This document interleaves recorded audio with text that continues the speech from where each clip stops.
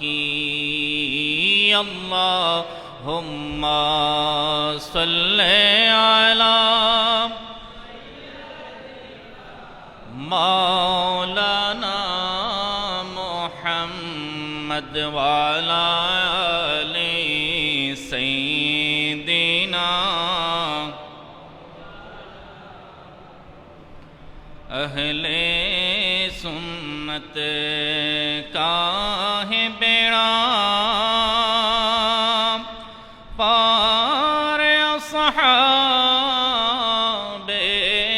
हुजूर। अहले सुन्नत का है बेड़ा पार असहाबे हुजूर। नजम है और नाव है इतरत रसूलुल्लाह की। अल्लाहुम्मा सल्ले अला मौलाना मुहम्मद व अला आले सय्यिदिना मौलाना। क़ाल अल्लाहु तबारक व तआला फ़ी मुहकम किताबिहिल मजीद। बिस्मिल्लाहिर रहमानिर रहीम। वल्बुदन जअलनाहा लकुम मिन शआइरिल्लाहि लकुम फ़ीहा खैर फ़ज़्कुरुस्मल्लाहि अलैहा सवाफ़। फ़इज़ा वजबत जुनूबुहा फ़कुलू मिन्हा वअत्इमुल क़ानिअ वल मुअतर। कज़ालिक सख़्ख़रनाहा लकुम लअल्लकुम तशकुरून। सदक़ल्लाहु मौलानल अज़ीम व बल्लगना रसूलुहुन नबियुल हबीबुल करीम व नहनु अला ज़ालिका मिनश शाहिदीन व शाकिरीन वल्हम्दुलिल्लाहि रब्बिल आलमीन। मौलाया सल्लि व सल्लिम दाइमन अबदा अला हबीबिका खैरिल खल्क़ि कुल्लिहिम। अल्हम्दुलिल्लाह व शुक्रुलिल्लाह व सलातु व सलामु अला खैरि खल्क़िल्लाह। মহামহিম রব্বুল আলামিন আহকামুল হাকিমিন আল্লাহ জাল্লা মাজদুহুর আলিশান দরবারে পাকে অসংখ্য অগণিত শুকরিয়া আদায় করছি। রব্বুল আলামিন অত্যন্ত দয়া ও মেহেরবানি করে পবিত্র জিলহজ শরীফের মহিমান্বিত দিবস দ্বিতীয় জুমায় আমাদের সকলকে হযরত জঙ্গি শাহ আল কুরাইশি রহমতুল্লাহি আলাইহি জামে মসজিদে ইবাদত বন্দেগীতে অংশগ্রহণ করার তৌফিক দান করছেন। রব তাআলা দরবারে শুকরিয়া আদায় করে মহব্বতের আওয়াজে পেশ করি আলহামদুলিল্লাহ। রসুল আরবি হুজুর করিম রউফ রহিম সাল্লাল্লাহু তাআলা আলাইহি ওয়াসাল্লামের পবিত্র রওজায়ে আকদসে দুরুদ ও সালামের হাদিয়া পেশ করছি। আহলে বাইত রসুল, সাহাবায়ে কেরাম এবং সারা বিশ্বব্যাপী আউলিয়ায়ে কামিলিন, বুজুর্গানে দিন, আমাদের পূর্বপুরুষ যারা ইসলামের দাওয়াত, দিন হক, ইসলামের কলেমাকে বুলন্দ করেছেন, আমাদের পর্যন্ত পৌঁছিয়ে দিয়েছেন এবং তাদেরই অনুকরণ অনুসরণে আমরা আজও ইসলামের বিধিবিধানগুলো প্রতিপালন করে চলেছি। রব তাআলার দরবারে দোয়া করছি আল্লাহ তাআলা তাদের সকলের এই অপার অবদানকে কবুল এবং মঞ্জুর করুন, আমিন। সম্মানিত হাজরিন, রব তাআলার বড় মেহেরবানি, ইসলামের পঞ্চস্তম্ভের অন্যতম পবিত্র হজ ব্রত গতকাল মক্কায়ে মুকাররমার ঐতিহাসিক আরাফার ময়দানে সারা বিশ্ব থেকে 20 লক্ষাধিক আল্লাহ প্রেমিক, নবী প্রেমিক ভাইরা, বোনেরা সম্পাদন করতে সমর্থ হয়েছেন এবং আমরাও বাংলাদেশ থেকে তাদের সেই দৃশ্য অবলোকন করার, আরাফার খুতবা শ্রবণ করার আল্লাহ তৌফিক নসিব করেছেন। আজ ভাগ্যবান আমরা, কারণ রব্বুল আলামিন আজ আমাদেরকে জুমার খুতবা দান করছেন। আগামীকাল আমরা পবিত্র ঈদুল আজহার খুতবায় অংশগ্রহণ করব। দেখুন, বান্দার ভাগ্য সুপ্রসন্ন হলে আল্লাহ কত বড় নিয়ামতে তাকে ভূষিত করেন। লাগাতার 3 দিনে 3টি আল্লাহর রসুলের ফরমান অর্জন করার আমরা সৌভাগ্য নসিব হচ্ছে। সবাই বলা করি আলহামদুলিল্লাহ। রব তাআলা দরবারে দোয়া করি রব্বুল আলামিন আমাদেরকে যত্ন করার, তা নিজের জীবনে লালন করার তৌফিক নসিব করুক, আমিন। সঙ্গত কারণে আগামীকাল যেহেতু বাংলাদেশে পবিত্র ঈদুল আজহা উদযাপিত হবে, তাই এই বিষয়ে আমাদেরকে আলোকপাত করতে হচ্ছে। পবিত্র কোরআনে আল্লাহ সুবহানাহু ওয়া তাআলা ইরশাদ করছেন কোরবানিটা কি। আল্লাহ সূরা হজের 36 নম্বর আয়াতে পাক ইরশাদ করছেন, ওয়াল বুদনা জাআলনাহা লাকুম মিন শাআইরিল্লাহি লাকুম ফিহা খায়র।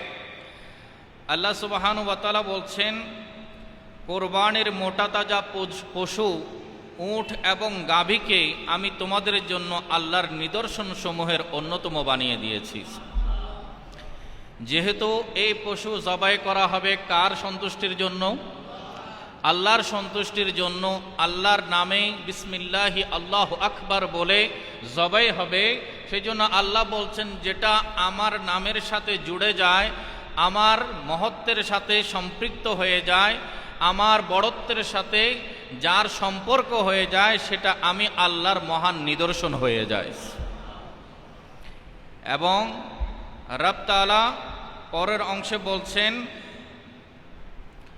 ফিহা খায়রুন লাকুম ফিহা খায়রুন, আর এই জবেহের মধ্যে, এই কোরবানির মধ্যে তোমাদের জন্য আমি আল্লাহ বড় কল্যাণ রেখেছি।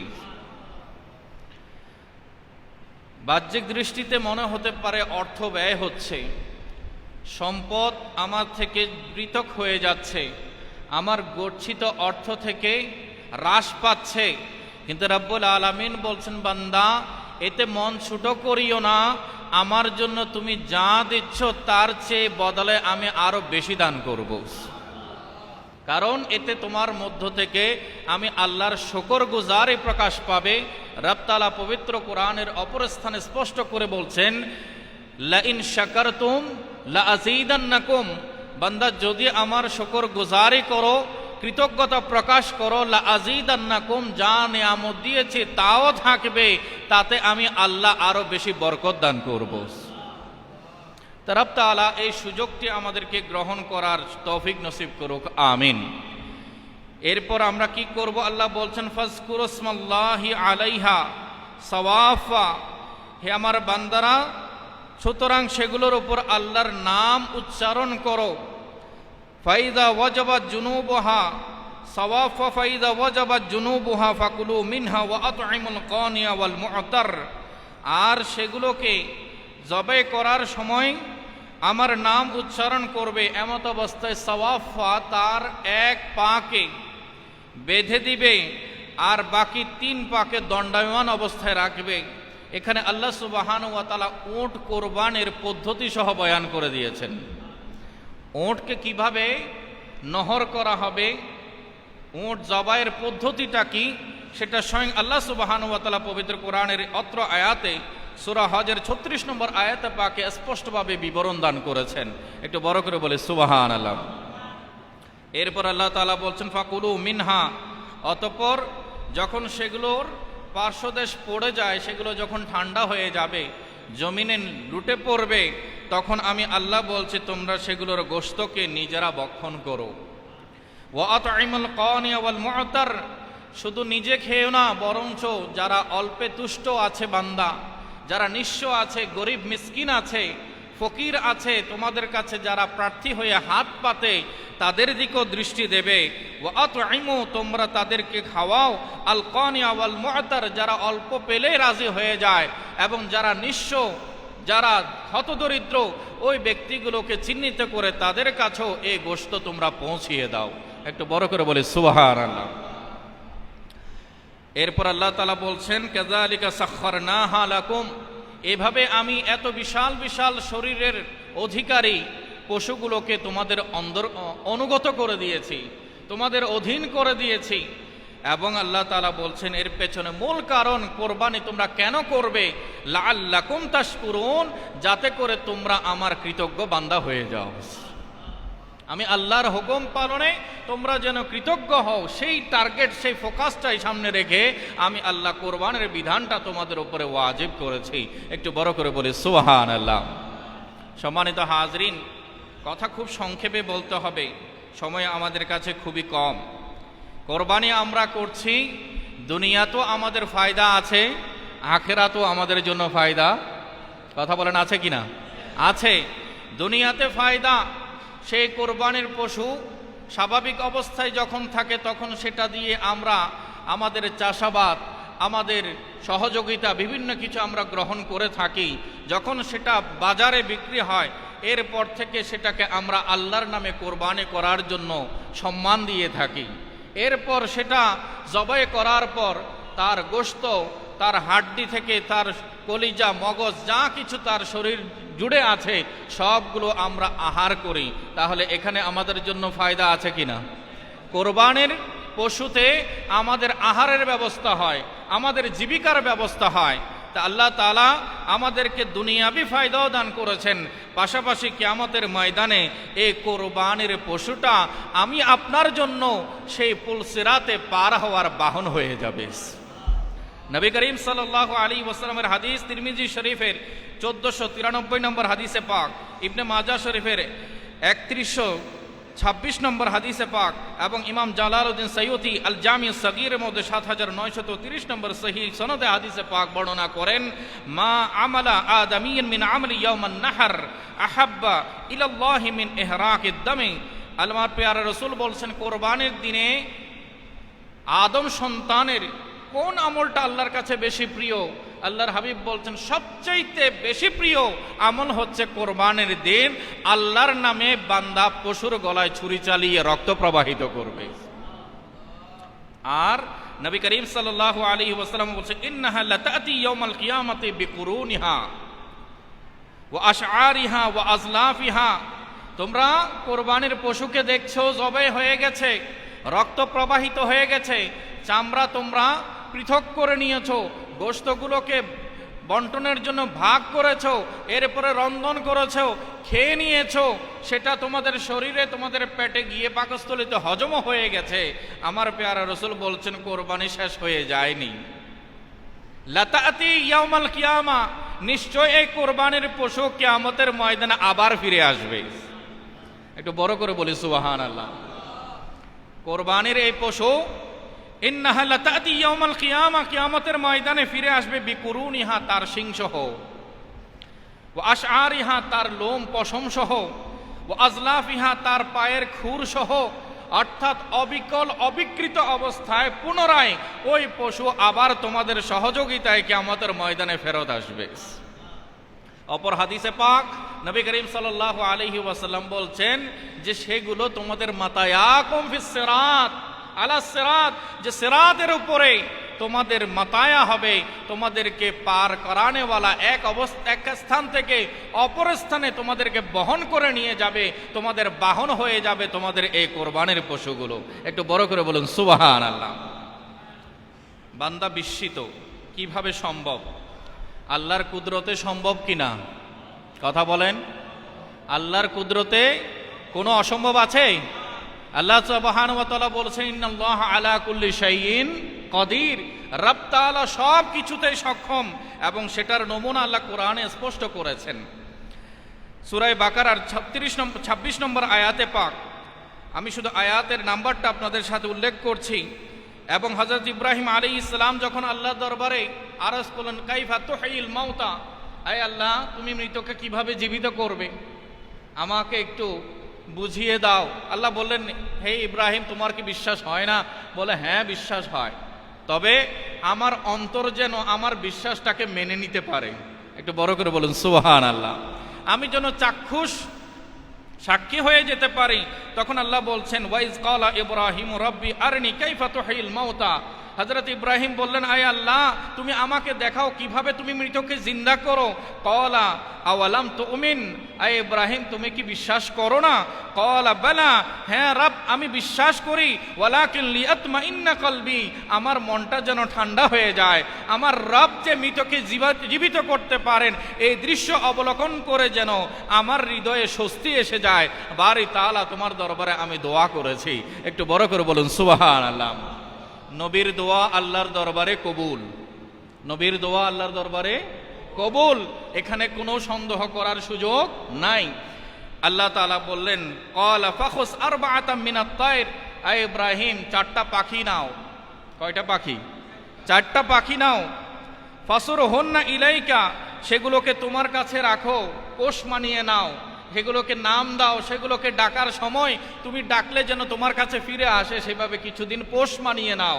এরপরে সুম্মা জাআল আলা কুল্লি জাবালিন মিনহুন্না জুজআন, আয় ইব্রাহিম সেগুলোকে জবাই করো আর প্রতিটি পাখিকে কেটে টুকরো টুকরো করে কিমা করে ফেলো, ছোট ছোট টুকরা করে ফেলো, আবার সেগুলোকে মিক্স করে নাও।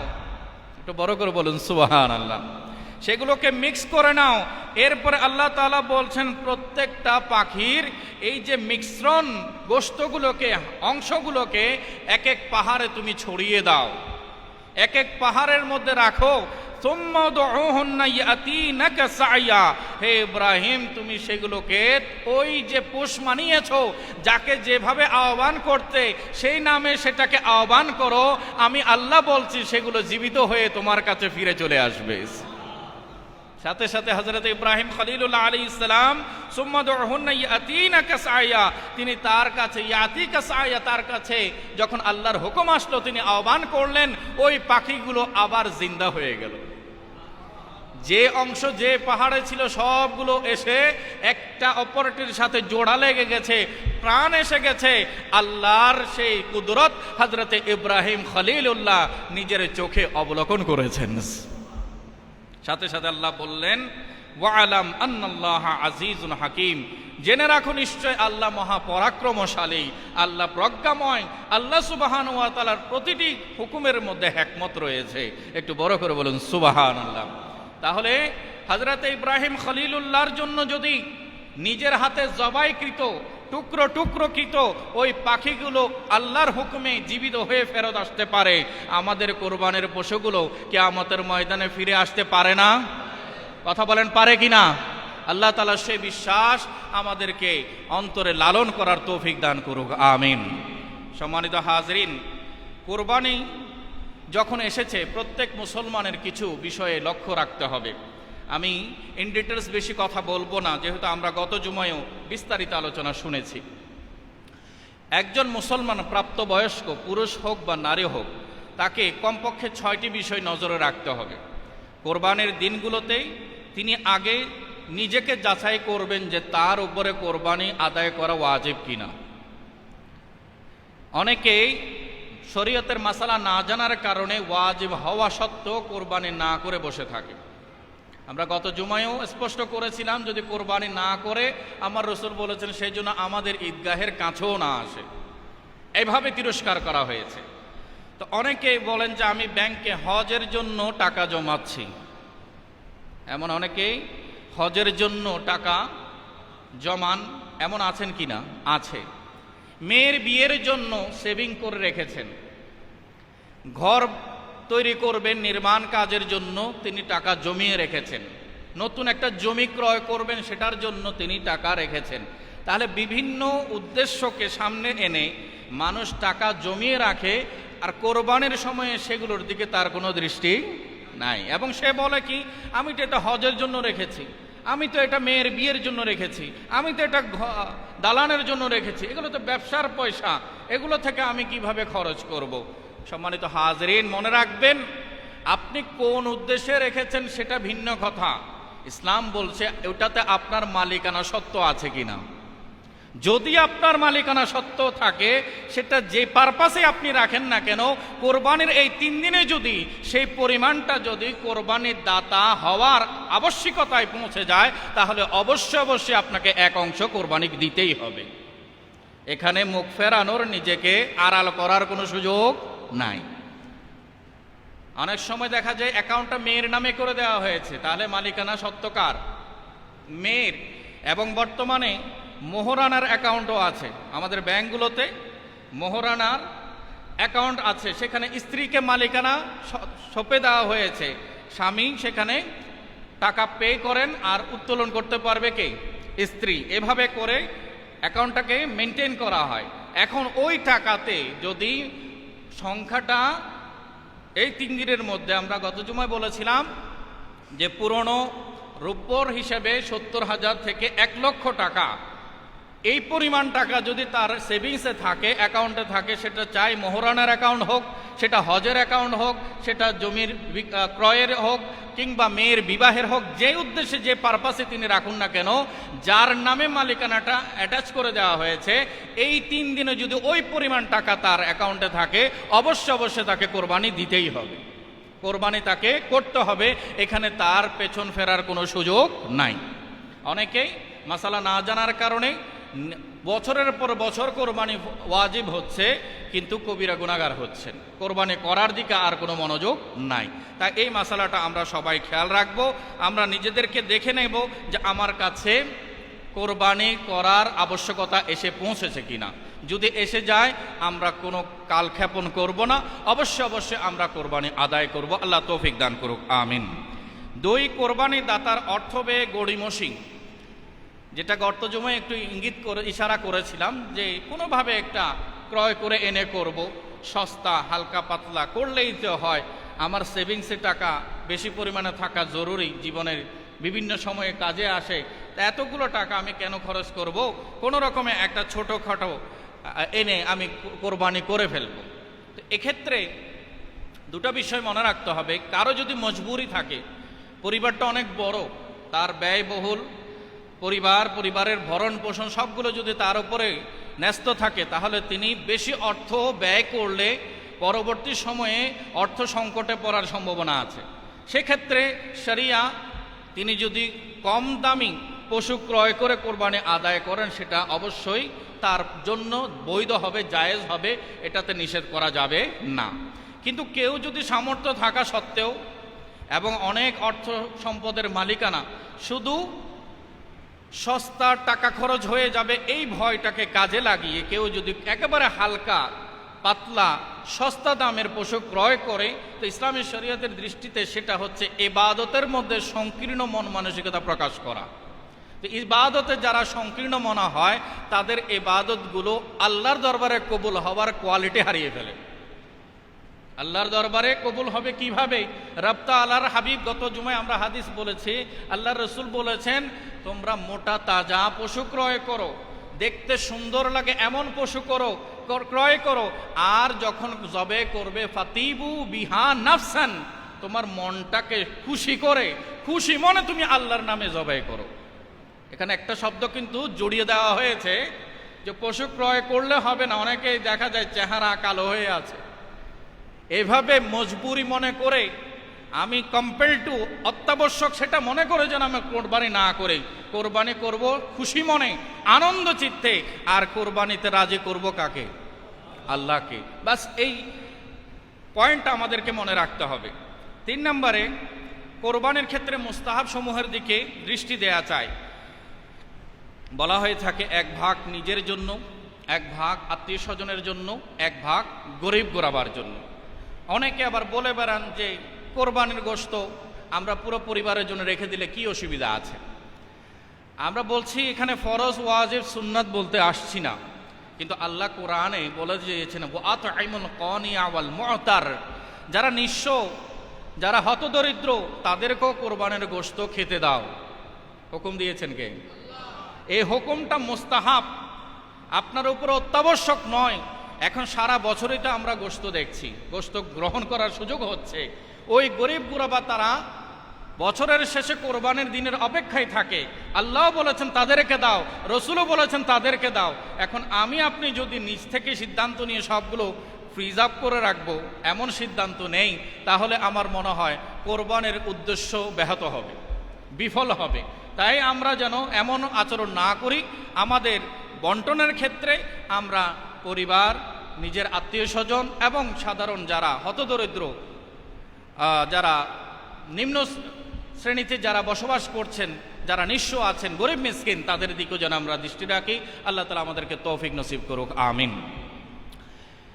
4, ভালো মানের পশু ক্রয়। অবশ্য এটা প্রশংসার দাবিদার যে ভালো অর্থ বিনিয়োগ করে ভালো মানের পশু ক্রয় করেছেন, সেই জন্য তাদেরকে আমরা শুভেচ্ছা জানাই, অভিনন্দন জানাই। তবে এখানে একটা জিনিস মনে রাখতে হবে, এই ক্রয়ের পেছনে যদি ওনার আত্ম অহংকার প্রকাশ থাকে, এই ক্রয়ের পেছনে যদি ওনার যে এলাকার সবচেয়ে দামি গরু আমার ঘরে এসেছে এরকম একটা বিখ্যাত হওয়ার আশা থাকে, অথবা এই ক্রয়ের পেছনে যদি তিনি মানুষের কাছে লোক দেখানো, নিজের আত্ম অহমিকা বা আত্মম্বরিতা, ইগোটাকে প্রকাশ করার এমন যদি পরিকল্পনায় থাকেন, তখন আমরা বলবো এতে করে আপনি আপনার কোরবানিকে বরবাদ করে দিচ্ছেন। সেই কোরবানি আল্লাহর দরবারে কবুল হবে না। 5, কোরবানি পশু রাখা, জবাই, গোশত বন্টন ইত্যাদির ক্ষেত্রে হুকুকুল ইবাদ, বান্দাদের হককে আগে অগ্রাধিকার দিতে হবে। আমরা জানি কোরবানির পশু যখন ক্রয় করে নিয়ে এসেছি, পরিবেশের কিছুটা তো অবস্থা পরিবর্তন আসবে, কি বলেন? স্বাভাবিক, আমরা আমাদের এলাকাতে এত বেশি পশু আসতো না। যখন কোরবানি হিসেবে আমরা ক্রয় করে নিয়ে আসছি, তখন যেখানে সেটা অবস্থান করবে সেক্ষেত্রে সেটার কারণে আশেপাশের পরিবেশে কিছুটা পরিবর্তন আসবে কি না? আসবে। তবে আমাদের খেয়াল রাখতে হবে যেটা থেকে মানুষকে বাঁচানো যায়। আপনি যদি মানুষের চলাচলের পথে পশুটাকে দাঁড় করিয়ে দেন, তাহলে মানুষের চলাফেরা করতে কষ্ট হবে কি না? হবে। তাহলে আপনাকে ওই পশুর থাকার জন্য জায়গা নির্বাচনের ক্ষেত্রে সতর্ক দৃষ্টি রাখতে হবে, যেন জনসাধারণের গতিপথ বন্ধ না হয়, রুদ্ধ না হয়, সেদিকে মনোযোগ রাখতে হবে। এবং তাকে যেভাবে পরিষ্কার পরিচ্ছন্ন করে রাখা যায়, তার আশপাশের পরিবেশটাকে ময়লা অপবিত্র হয়ে গেলে যেন মশা মাছির উপদ্রব না বাড়ে বা দুর্গন্ধ যেন না ছড়ায়, সেজন্য প্রতিনিয়ত তার সেবা নিশ্চিত আপনাকেই করতে হবে। যেহেতু সেই পশুটা কোরবানির জন্য এনেছেন, এদিকে একদিকে সওয়াব আছে, কিন্তু ওই পশুর অব্যবস্থাপনার কারণে যদি মানুষের কষ্ট হয়, তাহলে আপনার আমল নামায় গুনাহ লেখা হবে। সেজন্য আমাদেরকে সতর্ক থাকতে হবে, আমরা যেন কোরবানির দোহাই দিয়ে জনজীবন যেন অতিষ্ঠ করে না বসি। এবং বিশেষ করে অনেক সময় দেখা যায় ছেলেপেলেদের আশেপাশের হই হুল্লোড় বেড়ে যায়। এবং আরেকটা দুঃখজনক ব্যাপার হচ্ছে, বেপরদায় নারী পুরুষের সমাবেশ হয়ে যায়। এই গরু দেখার একটা উদ্যোগ, যে পশু দেখব, গরু দেখব, এই আনন্দটা শেয়ার করতে গিয়ে দেখা যায় বেপরদায় আমাদের বোনেরা কিন্তু সবার সামনে প্রকাশিত হয়ে যান। এটাকে কখন ইসলামী শরিয়া সমর্থন দিতে পারে না। কারো মনে কষ্ট আসলো, আমার কিছু করার নেই, আমাকে বাস্তবতাটা আপনাদেরকে শুনিয়ে দিতে হবে। ইসলামী শরিয়া সর্বাবস্থায় পর্দা মেনটেন করার হুকুম জারি করেছে, আমাদেরকে সতর্ক থাকার আল্লাহ তৌফিক দান করুক, আমিন। সম্মানিত হাজিরিন, এরপরে হচ্ছে বর্জ্য ব্যবস্থাপনার প্রতি সুদৃষ্টি রাখা। আমার কাছেও পত্র এসে গেছে চট্টগ্রাম সিটি কর্পোরেশন থেকে, ওই পয়েন্ট আমি এসে পৌঁছেছি। বর্জ্য ব্যবস্থাপনার প্রতি সুদৃষ্টি রাখা, আমাদের গরু জবাইয়ের পরে সেগুলোর রক্ত, সেটার নাড়িভুঁড়ি, সেটার চামড়া এবং অন্যান্য যে সকল ঘাস, তার খাবার দাবার এদিক সেদিক বিক্ষিপ্ত অবস্থায় পড়ে থাকে, সেদিকে কিন্তু আমাদেরকে সতর্ক নজর রাখতে হবে। এবং মাননীয় মেয়র মহোদয়ের পক্ষ থেকে জানানো হয়েছে, আমি শুনিয়ে দিচ্ছি। আসসালামু আলাইকুম। আসন্ন পবিত্র ঈদ উল আজহা 2025 উপলক্ষে আপনাকে জানাচ্ছি আগাম ঈদ মোবারক ও শুভেচ্ছা। কোরবানির পশুর নাড়িভুঁড়ি যত্রতত্র, অর্থাৎ সড়ক, ফুটপাত, খালবিল, নালা নর্দমা, ডোবা, জলাশয় ইত্যাদিতে না ফেলার জন্য এবং উক্ত নাড়িভুঁড়ি ও অন্যান্য বর্জ্যাদি তড়িৎ অপসারণ করার সুবিধার্থে কেবলমাত্র ওয়ার্ডের নির্ধারিত স্থানে তালিকা সংযুক্ত সরকারি স্বাস্থ্যবিধি ও সামাজিক দূরত্ব বজায় রেখে কোরবানি পশু জবাইপূর্বক নিকটস্থ সিটি কর্পোরেশনের কন্টেইনার বা সুবিধাজনক স্থানে অথবা কর্পোরেশনের আবর্জনা অপসারণের গাড়ি সহজে চলাচল করতে পারে এমন স্থানে ফেলা বা পরিচ্ছন্ন কর্মীদের নিকট দিয়ে দেয়ার লক্ষ্যে সম্মানিত মুসল্লিদেরকে উৎসাহিত বা অবগত করার জন্য আপনাকে বিশেষভাবে অনুরোধ করা হলো। পরিষ্কার পরিচ্ছন্নতা ঈমানের অঙ্গ। মহানগরীকে পরিষ্কার পরিচ্ছন্ন ও পরিবেশ দূষণমুক্ত রাখার লক্ষ্যে আপনার সহযোগিতা আমাদের এই প্রচেষ্টাকে আরও সফল ও সার্থক করবে, এ আমার দৃঢ় বিশ্বাস।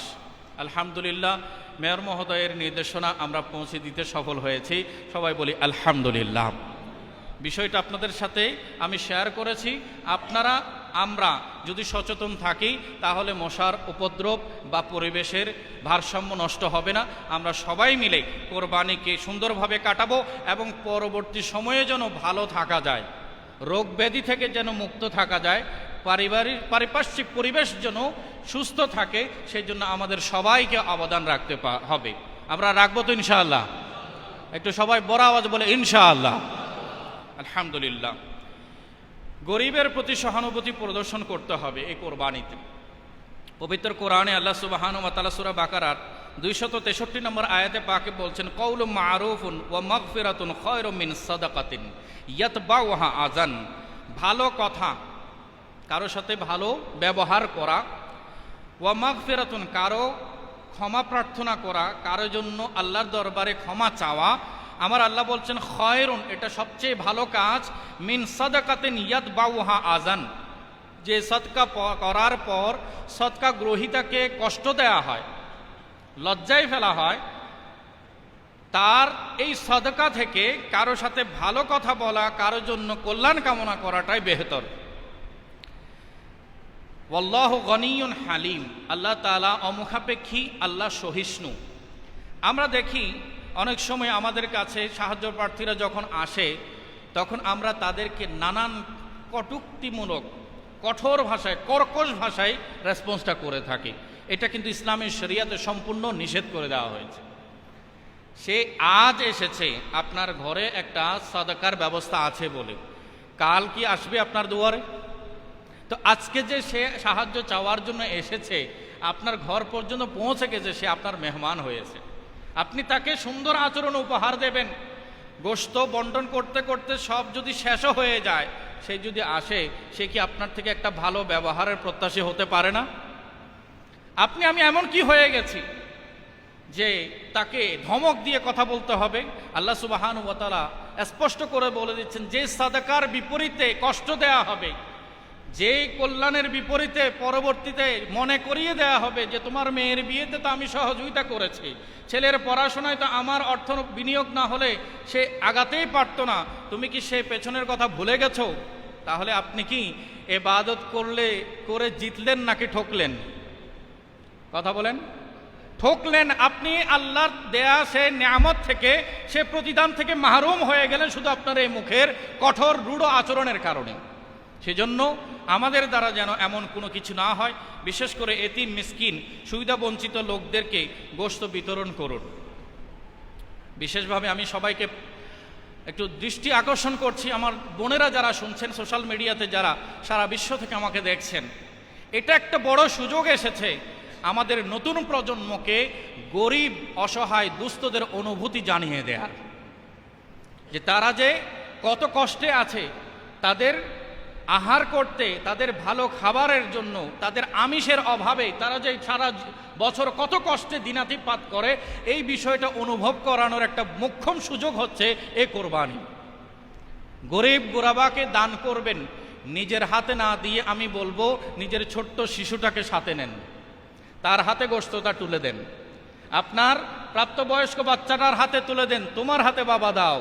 তখন সে অনুভব করবে আগামী জীবনে আপনি নাও থাকলেও সে কোরবানির সময় মনে রাখবে, এটা তার জন্য নোটিফিকেশন হবে, অ্যালার্মিং হবে যে আমার বাবার জীবদ্দশায় বাবা আমার হাত দিয়ে গরিবকে দিয়েছে, গরিবকে বিতরণ করিয়েছেন। আজ আমারও দায়িত্ব হচ্ছে গরিবের দিকে নজর রাখা এবং আমার পরবর্তী প্রজন্মকেও বাবার দেখানো শিক্ষাটা যেন পৌঁছিয়ে দিতে পারে।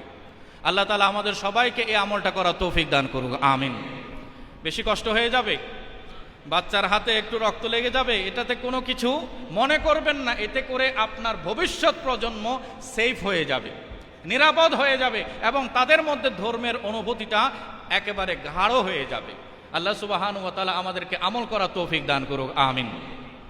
সম্মানিত হাজরিন, পশু জবে করার পদ্ধতি, কোরবানির পশু জবে করার নিয়ম জানা থাকলে কোরবানির পশু নিজ হাতে জবে করা মুস্তাহাব।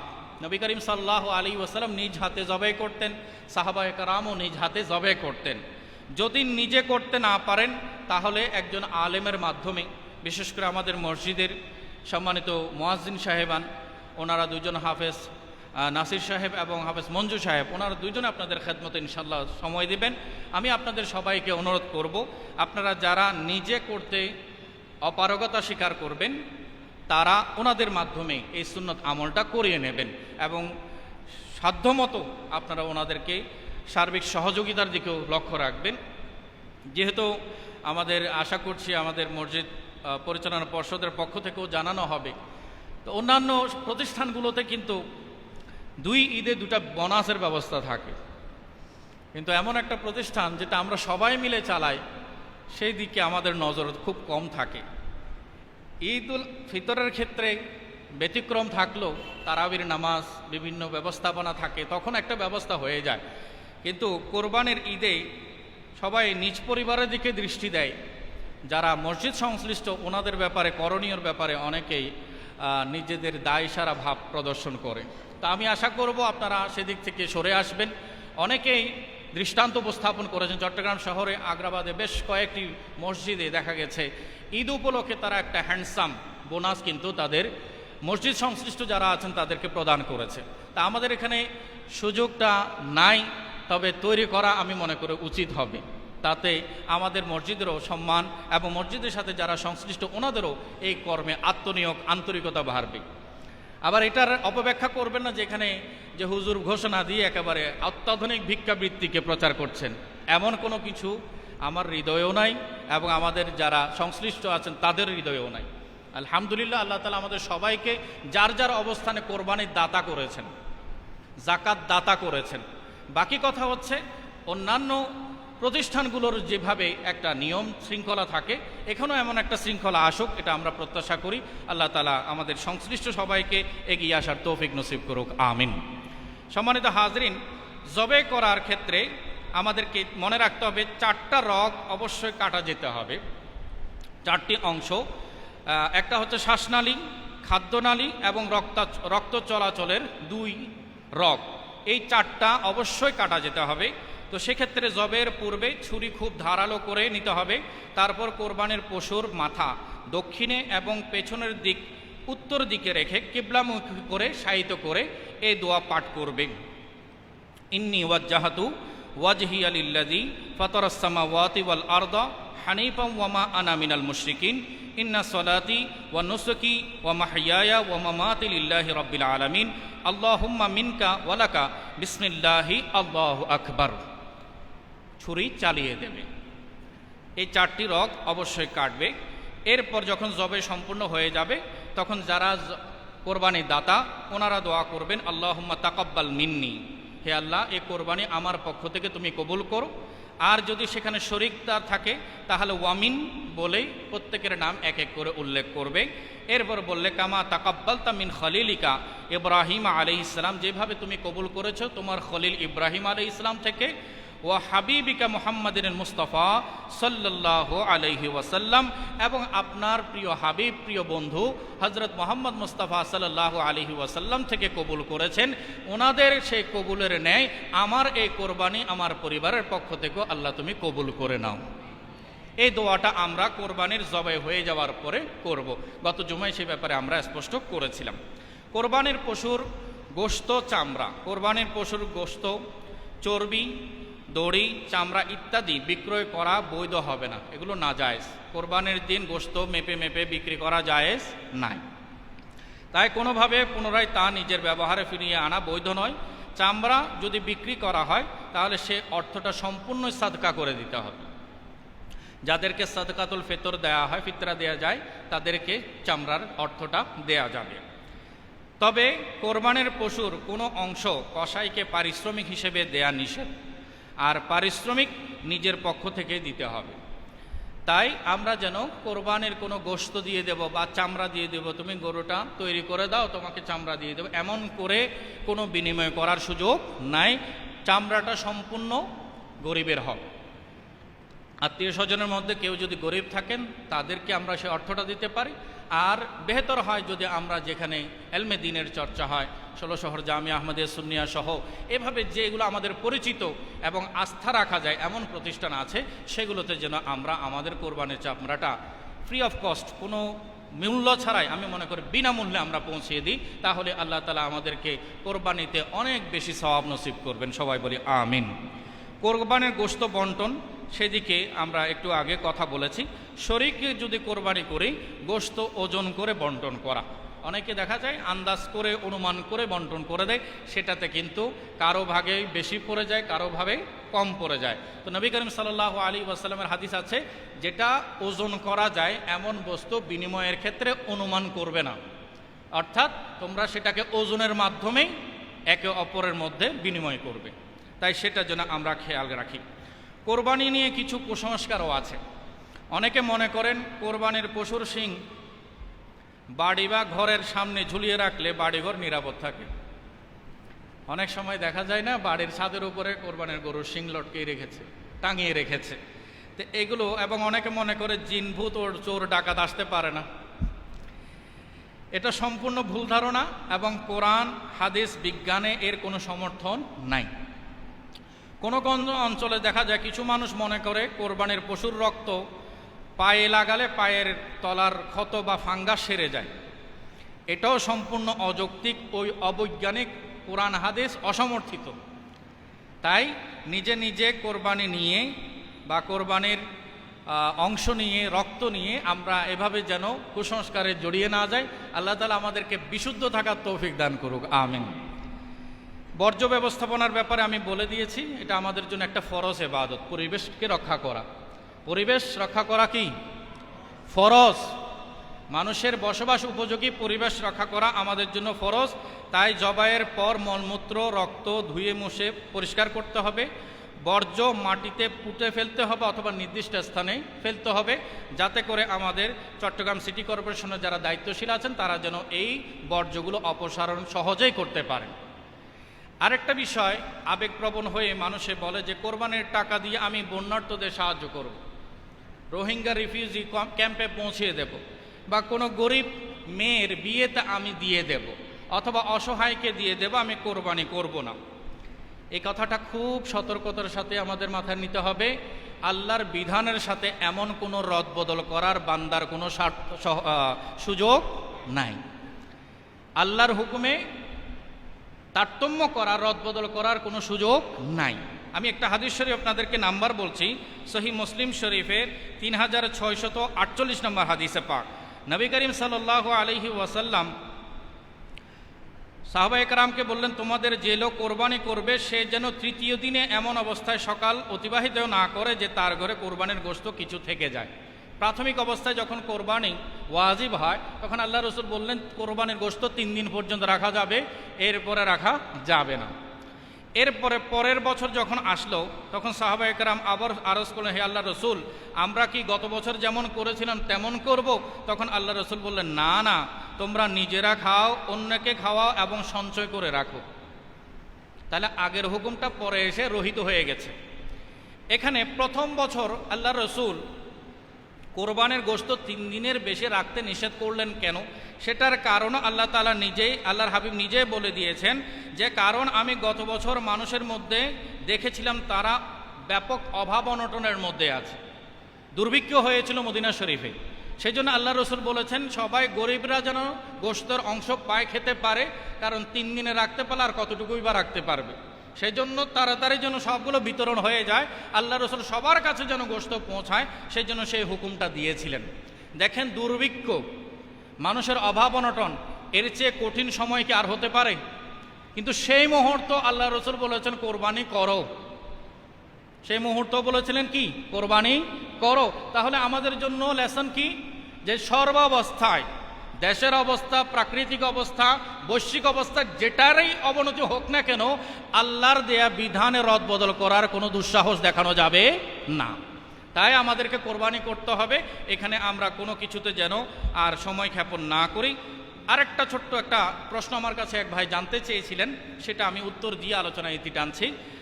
সেটি হচ্ছে শরীকি কোরবানিতে দেখা যায় ভাইয়ে ভাইয়ে কোরবানি করার সময় কেউ বেশি টাকা দেয়, আবার কেউ কম টাকা দেয়।